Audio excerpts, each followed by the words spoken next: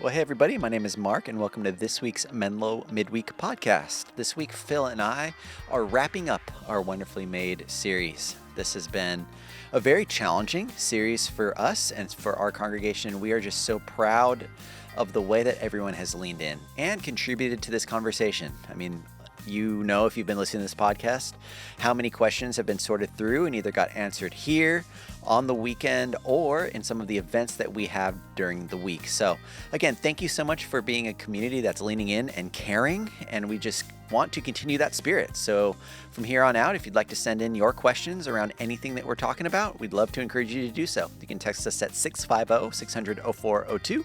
That comes to us and the team here.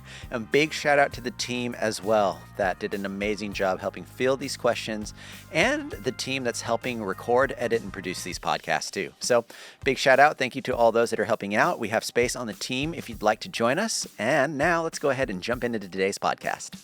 Well, welcome everybody to the Menlo Midweek podcast. My name is Mark. And my name is Phil. Yes. I still feel like I miss Jess, and I think I will for a while. Yeah, is that ever going to end? But I like you introducing yourself as Phil. Thanks, man. Appreciate that. And I like that the joke of you being lead pastor Phil as your title has kind of subsided, but I feel like I kind of need to bring her back a little bit from time to time. That's perfect. Thank you so much. You're welcome.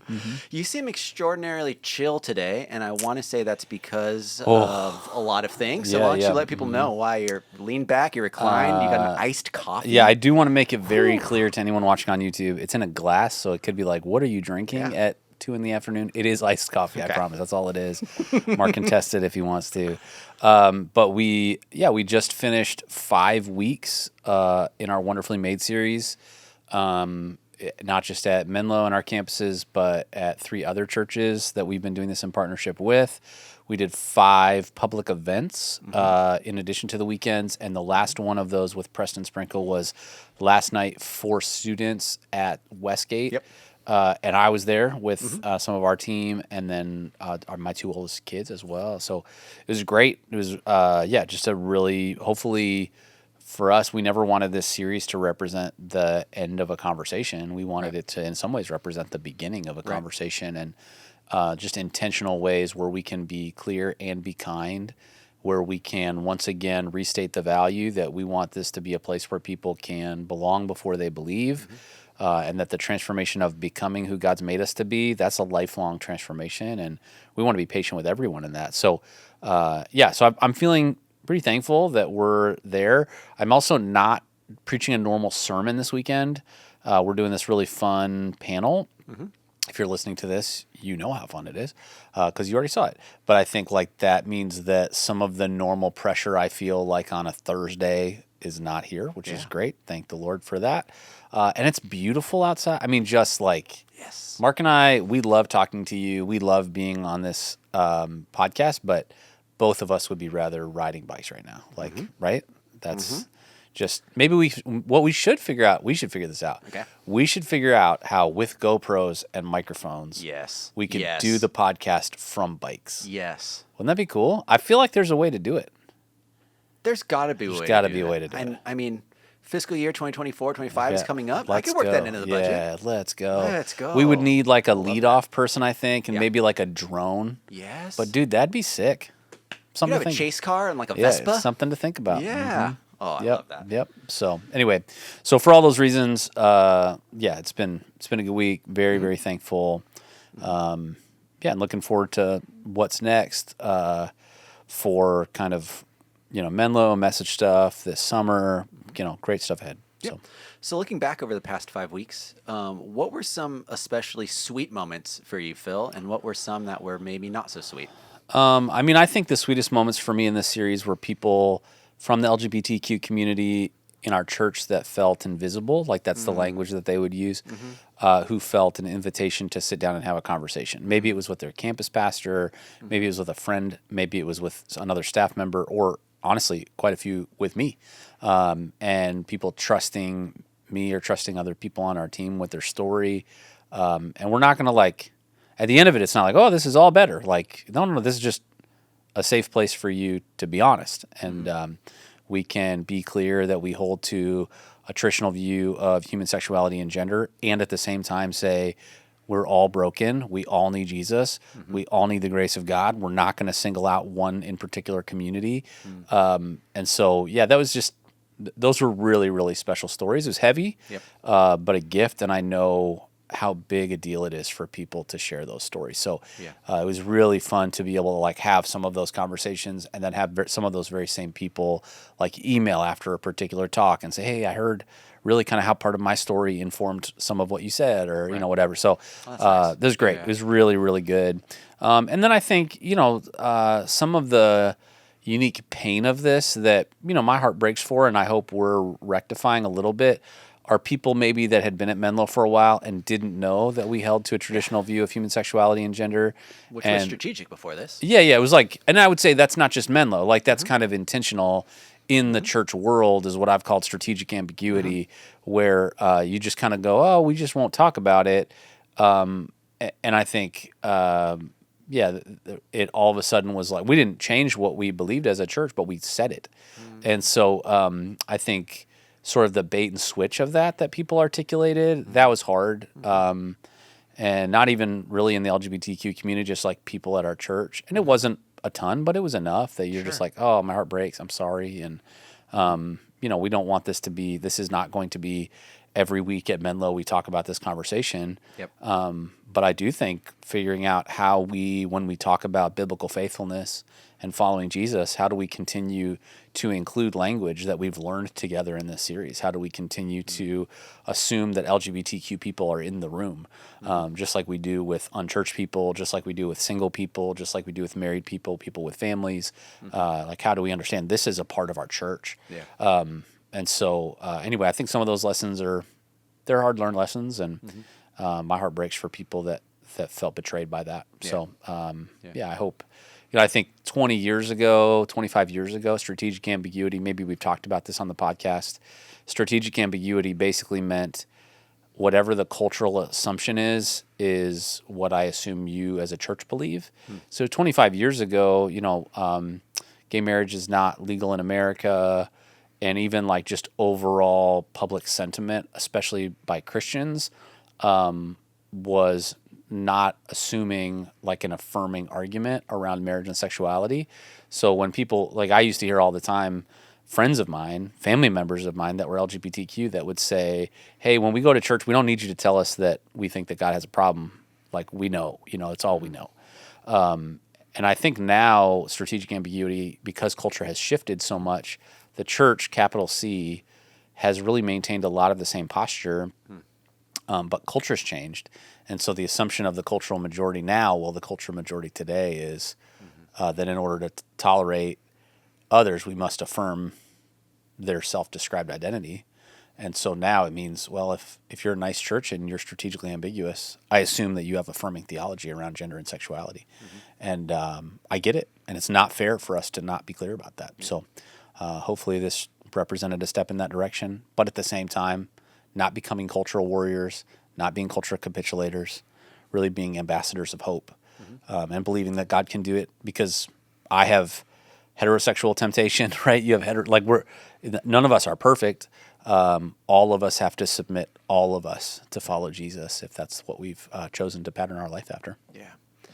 It's pretty interesting. When Preston Sprinkle was here for that event, he said, depending on where he is in the country, he'd have to preface the conversation in different ways, starting from maybe in the Midwest, super stereotypical here of just like, hey, there are actually gay people in your church, whether you know it or not, to totally. here where it's just like maybe the majority of you like affirm and believe these things. So I thought that was a pretty interesting way to paint, even in today's times, depending on where you are, right, when your proximity in the culture that surrounds you, how that conversation can look different. Yeah, and I think, I mean, we live in such a weird and tribal moment that even if you're in a pretty like heavily secular progressive region, as we are in kind of Silicon Valley in the Bay Area, you can still go like, hey, yeah, but all my friends are Christians. They all see this the way I see it.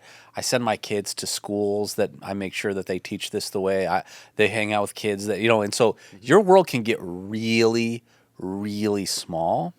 And I would just say, like, beyond a shadow of a doubt, if Jesus' earthly ministry was taking place today, he would be hanging out with LGBTQ people every day. every day. And people who were nothing like Jesus liked Jesus, and he loved them. And so I think if our world is so small that this for us is more about a position than the people that it impacts, we should make our world bigger. And I love that for us as a church, this series made our world bigger, not smaller. Yeah. Yeah, I think the world bigger and also our view of those around us bigger as well, because so much of what I hear and what I see is if someone does not agree with me, they are automatically evil and on the other team. Totally. And therefore I should not, and it would be wrong for me to talk to them. Right. Which just breaks my heart in so many ways. Yeah, it's not healthy or helpful, right? But we're all sort of getting subsumed, not just in kind of offline world, but especially online world. The algorithms are designed for us to get more angry, because more angry means I'm going to become a part of this passionate mob for whatever my side is. The other side is evil and horrible.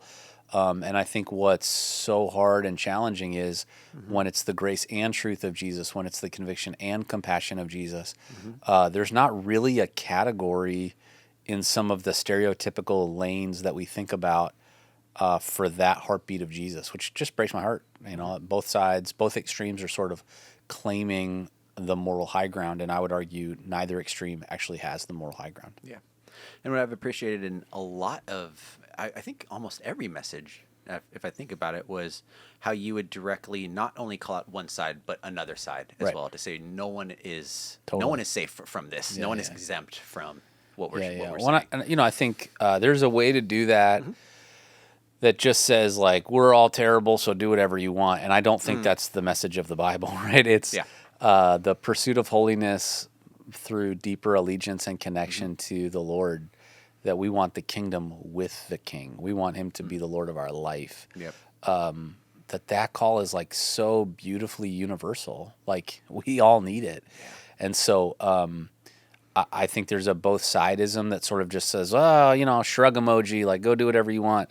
And I think being able to kind of call balls and strikes and say, if you're in this extreme and you go, this is my people and those people are wrong, let me tell you maybe some blind spots. If you're in this extreme, you go, we're all right, they're wrong, let me tell you some blind spots. And it's not even like necessarily just like let's split the difference. I think a lot of times it's like, hey, there's pieces here that are valuable and helpful, pieces here that are valuable and helpful. And you go, wait, I don't understand. We see this especially politically. We'll get into that in a few weeks, but take a break, Phil. Yeah, right. For real. I will. But in what now, just a couple weeks, we'll start a series called Smear Campaign, where some of these same themes will show up as we kind of diagnose the way we think about politics in our moment and why so much of this sort of gets layered on top. You could actually argue that the sexuality conversation, not at an individual story level, but at a societal, how do we think about this and talk about this together, is actually a subset of the political conversation. Yeah. And I think as I'm listening to you talk about not only the series that we just got out of, but the series that we're heading into, it was a conversation that we had when we were in a car or van or something coming back from Drive, and we asked if basically if it's topical, like these are the things that you're passionate about, and your answer was more so just creating space to have conversations with difficult things. And I think that if we were to look back over the past 5 weeks, I think you did a very good job at that. And I want to say thank you, because that's as we've said to an extreme extent, this is not an easy conversation to have, because when you bring it up, it's either you're on my team or you're not. Right. Yeah. Well, I think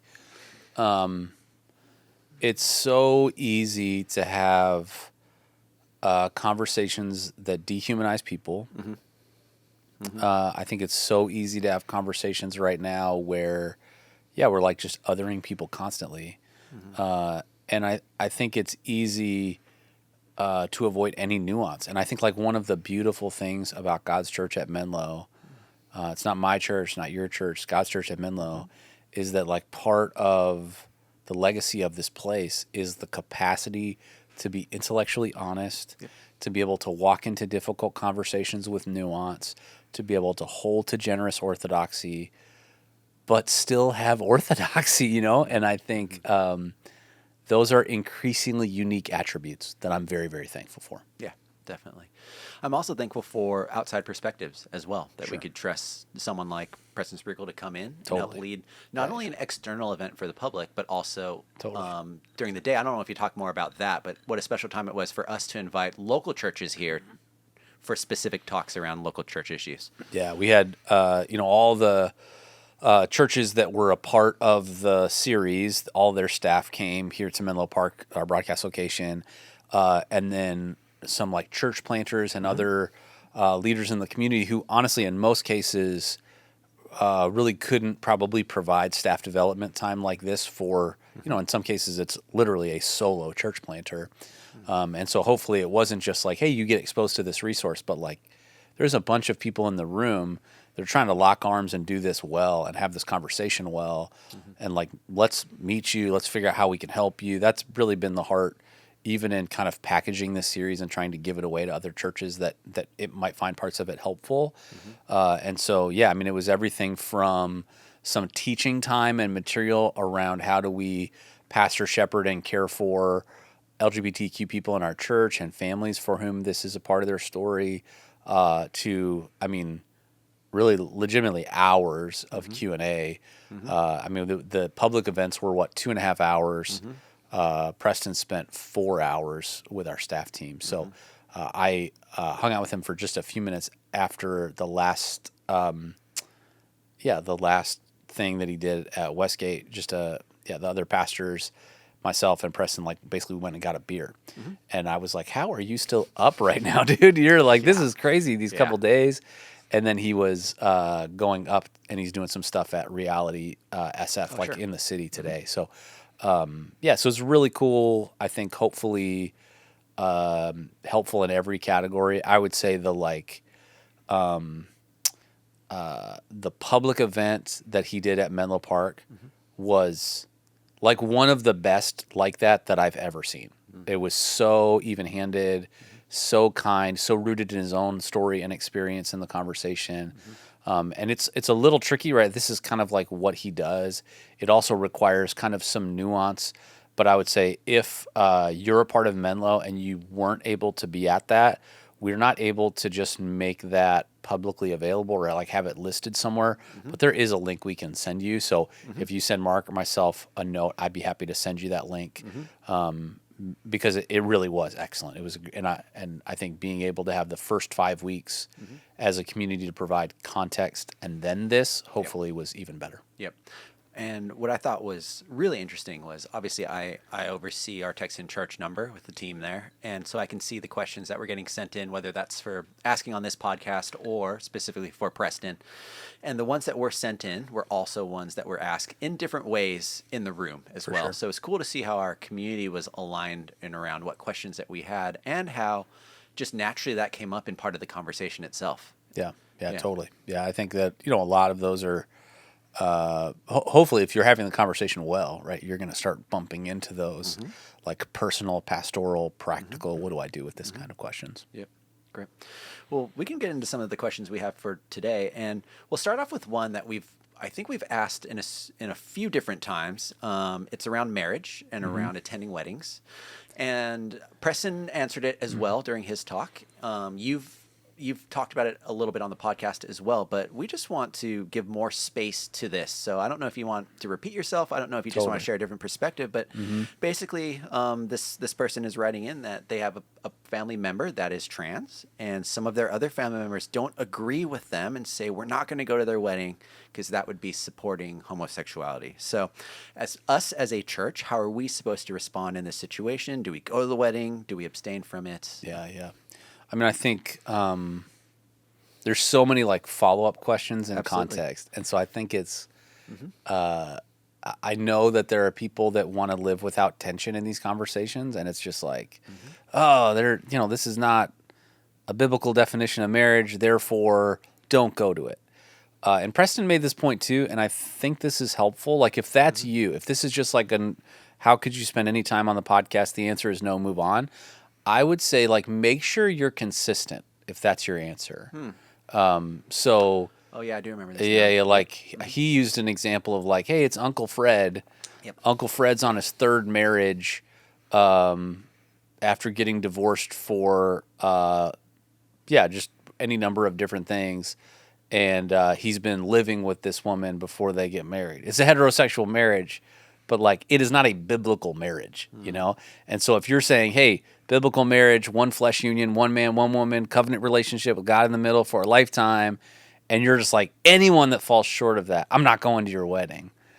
I would just say, like, let's make sure that we're consistent. And the work of, if this is someone in your life, how do you make sure that they know you love them, right, in the midst of that?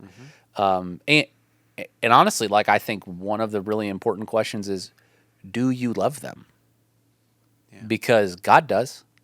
And I think if your instinct is to go, well, I don't want to go to their wedding because to me that feels gross, I would just say, like, man, what does it look like for you to process that well and to communicate to this person that you love them? If they invited you to their wedding, like if you're married, think about when you were inviting people to your wedding, what you hoped would happen, there were people that could have gotten invited that you didn't invite. So somebody, you were on the, like, should I invite or not invite list. They probably knew some of the tension we're talking about, and they said, we're going to invite them anyway. So all that to say, I think you need to figure that out. I think you need to ask yourself the question, do they understand how you think about biblical sexuality and marriage? Like if somebody invited me to their same-sex wedding, I think they'd have a pretty clear understanding that I hold to a traditional view of marriage and sexuality, to the point that if it's not like, say it's like a Christian and a non-Christian getting married, like I would have just as many questions about attending that wedding as I would a wedding between two people of the same sex. So I think you just be consistent. Be consistent. Also, another one that Preston surfaced that I think is helpful is, would your attendance at the wedding communicate approval of the couple? And so I think that's probably more often the tension for me, is that if I personally, like Phil, a pastor, show up at a wedding, whether I'm performing the wedding or not, because I wouldn't perform a same-sex wedding. If I just show up, there is going to be an assumption, like Phil's putting a stamp on it. That may not be true for you. You may go, well, hey, this is my nephew, this is my friend, this is my grandchild. They know my understanding of sexuality and marriage, and they know that I love them and that I'm taking every step I can to be in their life, even though I disagree with this. So, and if ultimately you're a follower of Jesus and you feel conviction to say, I don't think God wants me to go, then don't go. But I would say not going is a choice. Not loving is not a choice. Like if we're a follower of Jesus, whether we go to the wedding or not, I think is entirely within the realm of your decision-making choice. Whether or not loving your neighbor as yourself, that's not a choice. That's the core ethic of following Jesus. Yeah. Love the Lord your God with all your heart, soul, mind, and strength, and love your neighbor as yourself. Yeah. I think that shows up. We've got to figure out ways to do that, even if we're not attending, whether that's a wedding or like a celebration event that you would say, I have a hard time doing that because of specific decisions or the way that person is or whatever. Like loving them, that's not a choice. Yeah, we are called to do that. Yeah, I feel like I've spent a lot of time thinking about something similar to this, which is just like what I do and what my actions communicate. And I struggled with it for a long time because obviously, like, my heart might be for loving, a person. And because I go to this wedding, that means, do I care about what other people think about what they might think my attendance means? Right. And I still kind of struggle with that sometimes too, because I'm just like, I love this person and I want to go. Right. And that has no indication on everything else. But then I step into ministry and I have to run that through a different chain. And that might not be everyone's story. 100%. But that was the journey that God has taken me on. Right. And it's been hard and trying. And so we're all on kind of on that spectrum of what is God calling us to communicate with what we're doing, whether it's in anything, honestly. Right. Yeah. Well, and I think, also asking yourself the question, like, say you go, hey, I have no tension about going to someone's wedding that's a same-sex wedding. I mean, I would make the case of when we think about like what a biblical marriage is, it is a one flesh union of two opposite sex people for a lifetime with God at the center. So like something we can call anything else we want Yeah. a wedding, but it's not because like from a biblical perspective, that's what marriage actually is. And I know like if you disagree with me, that sounds insane. I totally get that, but I think that one of the reasons that it would be really hard for me to attend, even people that I love, like people very close to me who I've said no to, and again, it's hard for me to extrapolate and bifurcate like my role as a pastor and me as a person, and like that's in conversations like this, I want to acknowledge that's really messy. It's all spaghetti, man. It's wrapped up together, but I think when you have guests at your wedding, you want them excited for you. Oh, sure. You want them on the dance floor. You want them high-fiving you and saying congratulations. And even if I went because I loved someone, I couldn't do that. You know, like it just wouldn't. So I think that would be, even if showing, for me, even if for like showing up, I was doing it to love the person, I think by the end of the day, I think that there might be a feeling that and I wouldn't be like mean, but I'd be like, it's obviously you're uncomfortable. Yeah. You're not able to celebrate this with us. I wish you hadn't come. Like that's kind of my fear about it a little bit, right? It's a very Phil perspective on yourself. Yeah. So I think it's hard. It's a hard question, you know. And I think about it like if one day one of my kids came out and was gay and said, "I'm experiencing same-sex attraction. I'm going to pursue those relationships." You know, we're having all the conversations, doing everything we can, and you know, fast forward the clock decades, they're going, "We're getting married to somebody. Dad, would you come to my wedding?" Like, I just want to be honest that there's like the answer I have today about like family members that I've had to navigate that conversation with, or close friends that I've had to navigate, is different than when it's like your own kids, or for you maybe your own grandkids. So if it feels like this is just a overly reductionistic excuse, like, "Oh, Phil, easy for you to say," it is easier for me to say than if that's your story. I'll be totally honest. So I don't want to just. We've talked a lot in this series about how do we walk through this conversation with holding the tension. This is one of those areas. I think we just need to be honest that there's tension in the middle of it. This makes my mind spin a little bit around the idea of holding and not holding Christians to a standard and holding non-Christians to a standard.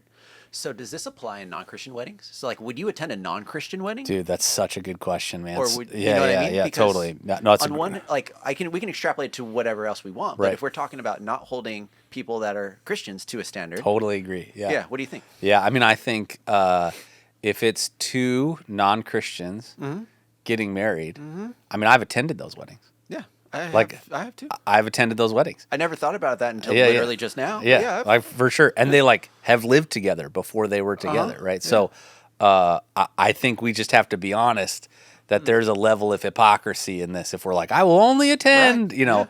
And so if you were to say, well, if it's a same-sex wedding and they don't claim to be Christians, would you go to it? Well, would you go to heterosexual people who are not Christian? You know, I think it would be easier for me to say yes to that. I would still struggle to like celebrate it. Your version of marriage is not. You got it. But I think like in the times that I've been at weddings with two, I'm thinking of one in particular right now. Like two people who are not Christians living together and getting married. I was conflicted attending that wedding. Like I felt it. I think I would feel similar conflict. I mean, I think it's a great question. I think it's a great question. And then, you know, obviously it gets more complicated when it's like, what happens if one is a Christian and one isn't? Because there's like very clear, like there's people that debate lots of things in the Bible. There's not a lot of debate around that. Like this idea of, hey, if you're a follower of Jesus and you're going to marry somebody, you should not be, the text of the New Testament says you should not be unequally yoked, which basically just means like you should not, as a Christian, marry someone who is not a Christian. And again, I know all of this sounds crazy, but I would say that the world's version of sanity is not working.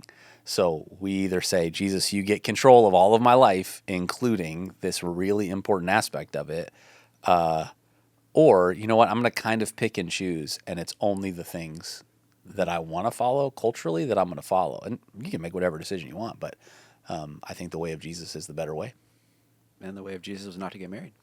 Yeah, well, the personal decision of Jesus. Yeah, yeah. That's why. I mean, I think how we recognize even Paul, right, saying like, "Hey, like if you're looking for the better option in terms of ministry faithfulness."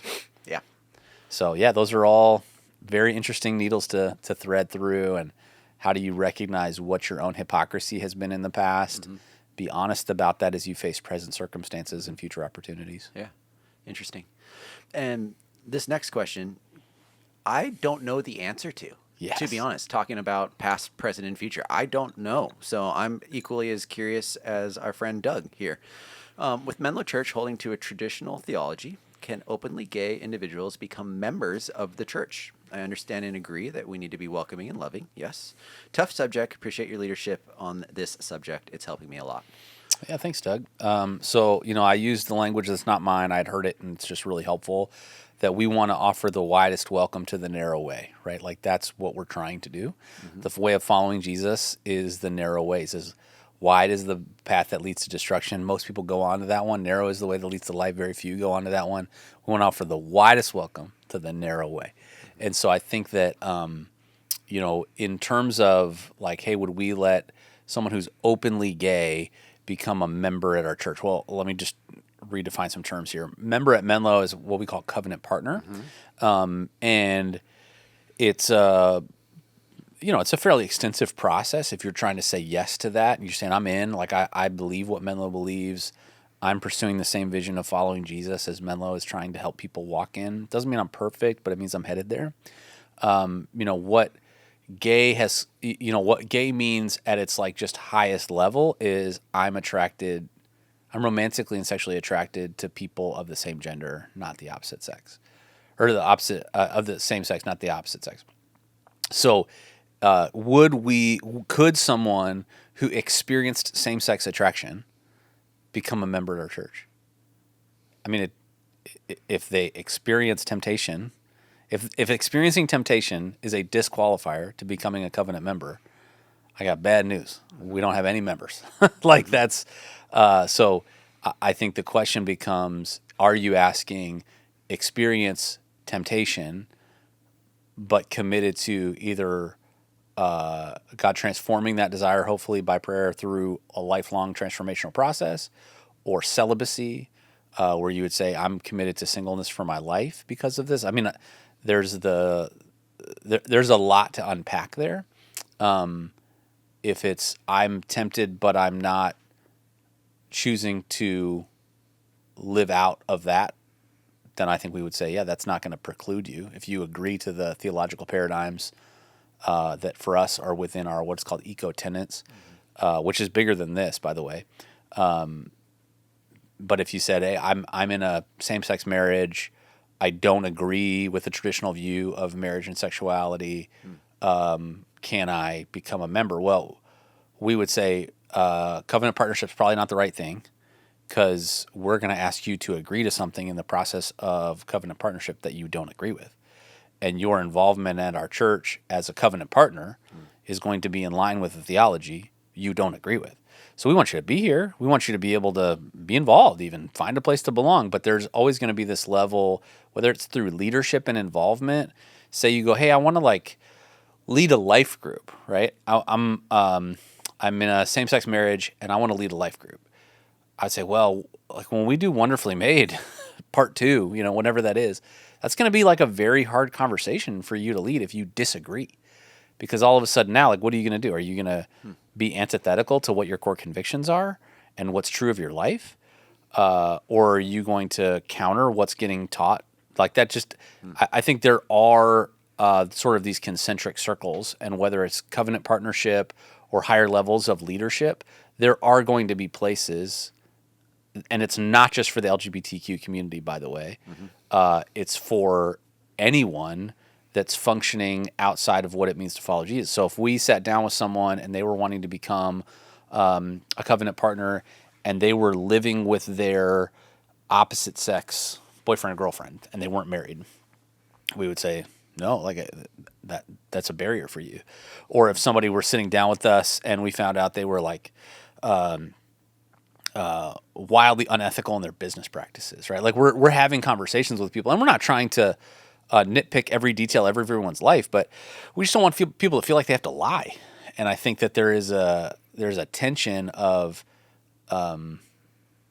if you say yes to this when you know it's not true, at some point it's going to be a significant problem. So that we can drop the link in the show notes, but there's a document from our denomination that breaks down the essential tenets, and that's like big categories, right? So like we think that that God's word is the authority of our confession. We glorify God by recognizing and receiving His authoritative self-revelation, both in the infallible scriptures of the Old and New Testament, and also in the incarnation of God the Son. We hold to the Trinity and Incarnation, the two central Christian mysteries of the Trinity and the Incarnation.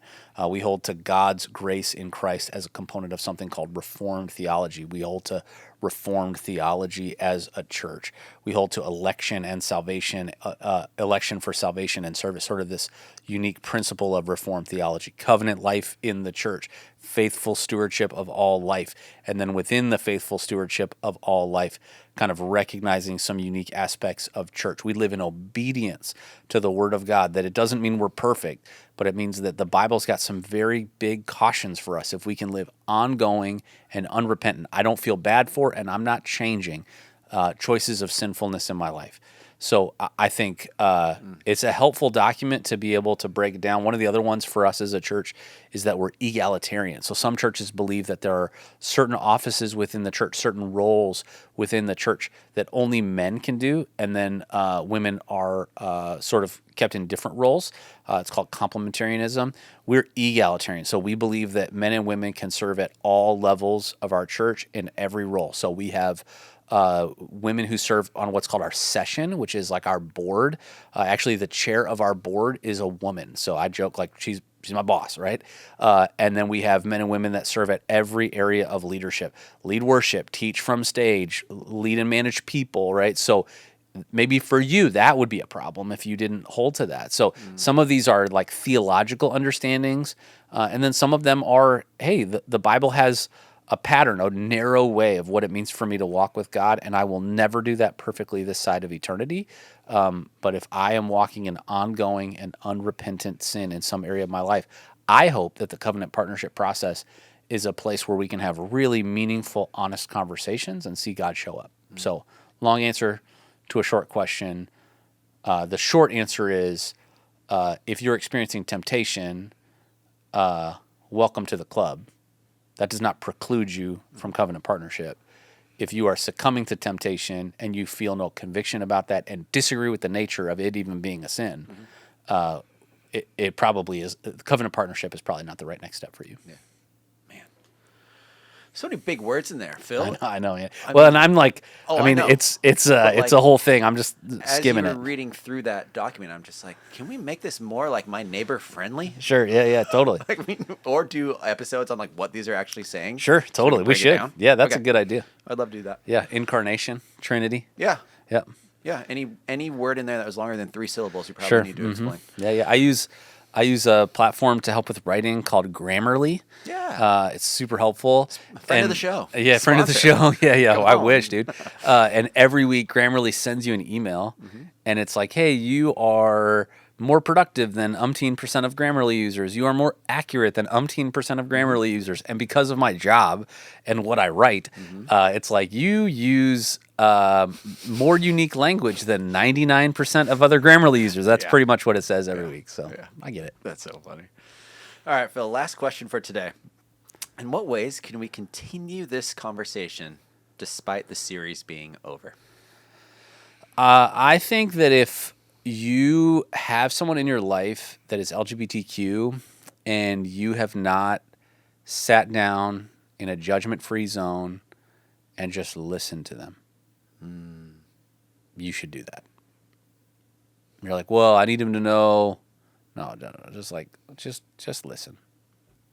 Because I think something that we often fail to realize is that no one who's LGBTQ asked to be. And most of the time, even if they're not Christians, they've asked God to not be. It is easier in our culture to not be LGBTQ than to be LGBTQ. So I think just saying, hey, would you tell me your story? Tell me about when you first discovered that you felt this way, whether that's gender dysphoria, same-sex attraction. They're going to probably walk into it already aware of the fact, if you're a Christian, that maybe you have some tension around this. And you can say, our church is talking about this. I'm learning a lot right now about how to, hold to what I believe and love people well. I'm not trying to offer advice or fix you. I just want to know you. And in whatever way you can, I think the more we do that, the better. I think that Jesus would do that. So, yeah. And then I hope that in the months and years to come, if you see someone on a weekend at your campus and you're like, I wonder if they're LGBTQ, before you make any statements or actions based on whether or not you think they are, just choose to be like a welcoming and loving person. Like choose to love them like you would love anybody else, because they're created in the image of God with infinite dignity, value, and worth, and God's crazy about them, and Jesus died to save them. And I think the more our campuses and communities can offer that widest welcome to the narrow way, I think the more we look like Jesus. Yeah, that's so good. Anything else, Phil? Just thank you. Yeah, I would say if you've been with us in this podcast or been journeying with us in this series, I know it's hard. Like this is one of those conversations that it's like, if you're a parent, you're like, this is a whole new vocabulary. Do I really have to learn this? And the answer is, yeah, kind of. Like I've got little kids. I get it. This is a lot. And you're like, I've got a job and I've got responsibilities and my calendar's full. And now you're saying, go read this book and listen to this podcast. And you're talking about this issue. And I think the more that we stay aware of what's happening in the world in a non-hyperbolic, non-extreme way, I think the better we're prepared to love our kids, the better we're prepared to engage our kids in the world that they live in. Preston mentioned this. It's approaching 30%. Gen Z is approaching 30% of self-identification in the LGBTQ community. So you go back to Gen X, I think it was 1X or 1%. Yeah. So you're like, well, are my kids really even facing this? Yeah, I mean, like, it's 1 in 3. Like, this is a shocking number. So I'll plug the book one more time from Mark Yarhouse, Talking to Your Kids About Gender Identity. Fantastic book, very helpful, very practical. If you listen to this series, you're like, I still don't agree with you. Man, thanks for still listening, really sincerely. And I hope that we get to continue to learn from the scriptures together and let God shape and work on us and mold us. But if the vision of following Jesus looks just like the vision I think it would look like, I would say I may have reimagined Jesus in my image and the image of Western culture in 2024, and I should be careful of that. Mm-hmm. Yeah, I think that's one of my biggest takeaways from this series is, despite what we've been talking about, just a higher call to a holier way, whether that's sitting down and listening and not interjecting with opinions, whether that is really digging deep into why I believe what I believe, and if that aligns with this or that. And so I think for me, I'm definitely going, and I'm glad that these resources aren't going away, because they're definitely going to be things that I'm going to have to look back and sort through. And so Menlo.church/wonderfullymade isn't going anywhere. That link is live forever, probably. Yep. And so I just think that the conviction that I'm feeling around just like, what does it mean to be more formed towards how Jesus wants me to be? Yeah. Whether that's applying to this conversation or XYZ conversation. Totally. It's just been really convicting. So I appreciate that. And I think in as much as, especially for those of us who are like cisgendered heterosexual, in as much as we can be honest in these conversations about the growth edges where God is still working on us, both personally with those that we love and with people that we're talking about who are LGBTQ, to say like, I'm not perfect, and not in like an abstraction, like, oh, here's something that God is actively working on in me. And I might want to like create a gradation between where I struggle and what I've let be okay in my life and how I see your life, but God doesn't. And so like the foot of the cross and the transformation is available to all of us. Awesome. Well, if you want that link to the Preston's Sprinkle event, we'd be happy to send that to you. Or if you want to continue to ask questions, man, we'd love this part of hearing from you and hearing what you and people in your community, what people in your family are thinking about, and we'd love to try to help. And so you could text us at 650-600-0402. And then, Phil, I want to end with one more question.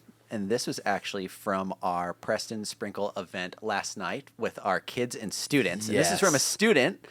And this question was, if I steal snacks from church, is that a sin? Yeah, Preston answered the question. What did he say? I thought these questions were so it was awesome. Amazing. Preston said it depends on the snack, I think. I like that. What's funny to me is like they were giving away snacks. I know. And I'm like, do you think that you're stealing? Like they're giving it to you. Yeah. So, we shouldn't steal. That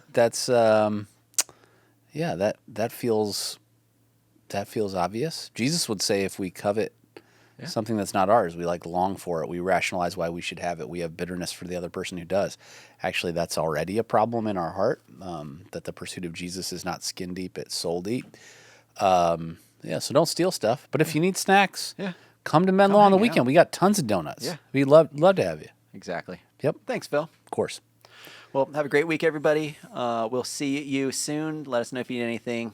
Have a great week. Thanks, everybody.